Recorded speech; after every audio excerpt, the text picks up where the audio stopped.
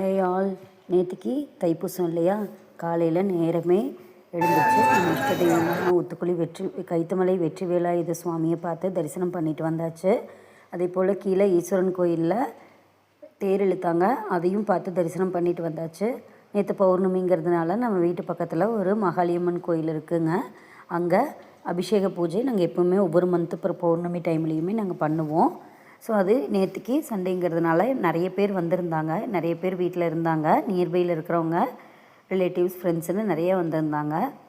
So நம்ம அம்பாளுக்கு என்ன நம்ம சாமி கும்பிட்டு என்ன தான் நம்ம வீட்டிலேருந்து ப்ரே பண்ணினாலும் கோயிலில் போய் தெய்வத்துக்கு நம்ம அபிஷேகம் பண்ணுறதை பார்த்து அலங்காரம் பண்ணுறதை பார்த்து நம்ம ஒரு பூஜை அட்டன் பண்ணும்போது இருக்கிற திருப்தியே தனிங்க.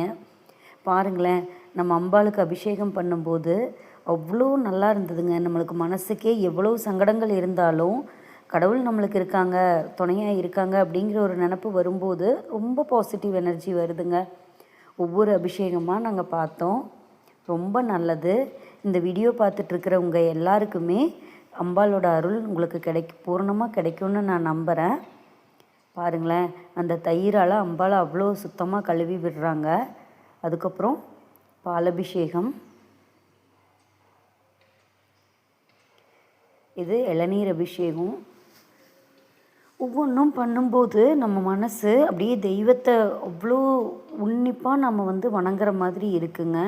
ஆத்மார்த்தமாக நம்ம சாமிக்கிட்ட பேசுகிற மாதிரியே இருக்குங்க. இந்த பன்னீர் பாட்டில் எடுத்து பன்னீர் அபிஷேகம் பண்ண ஸ்டார்ட் பண்ணப்பவே அப்படியே மனமாக இருந்ததுங்க. ஒரு அந்த என்ன சொல்கிறாங்க இல்லையா, கோயிலுக்கு போனால் நமக்கு ஒரு பாசிட்டிவ் எனர்ஜி கிடைக்கும்னு சொல்லிட்டு நம்ம மனசை ஒருநிலைப்படுத்தி அந்த இடத்துல நம்ம வேண்டுதல் வைக்கிறதுனால நம்மளுடைய வேண்டுதல்கள் எல்லாம் கோயிலில் போய் நம்ம வேண்டுதல் வைக்கும்போது அது பலித்தமாகும்னு சொல்கிறாங்க. இது உண்மைதான் இல்லைங்களா? நம்மளுக்கு ஒரு பாசிட்டிவ் எனர்ஜி கிடைக்கும் இல்லைங்களா? பாருங்கள், நான் சோயா சாதம் செஞ்சுருந்த பிரசாதத்துக்காக அது பூஜை முடிச்சுட்டு அது சாப்பிடுவோம். பாருங்கள், அவ்வளோ டேஸ்ட்டாக இருந்ததுங்க. இவ்வளோ பூஜைகள் இவ்வளோ இதெல்லாம் பாருங்களேன், அம்பாள் எவ்வளோ அழகாக இருக்காங்கன்னு. இதில் அந்த குட்டியோண்டு அரளிப்பூ மாலை போட்டிருக்காங்க இல்லைங்களா, அது நாங்கள் தான் கோர்த்தோங்க. பூஜை முடிச்சுட்டு தீபாராதனை காமிச்சோம். இதில் நான் பண்ணியிருந்த சோயா சாதம், உங்களுக்கு இது ஃபுல் வீடியோ லிங்க் வேணும் அப்படின்னா நான் இங்கே ஆட் பண்ணியிருக்கேன், போய் செக் பண்ணி பாருங்கள்.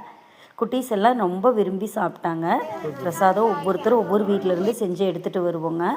நிறைவாக இருந்தது. வீடியோ பிடிச்சிருந்தா லைக் பண்ணுங்கள்.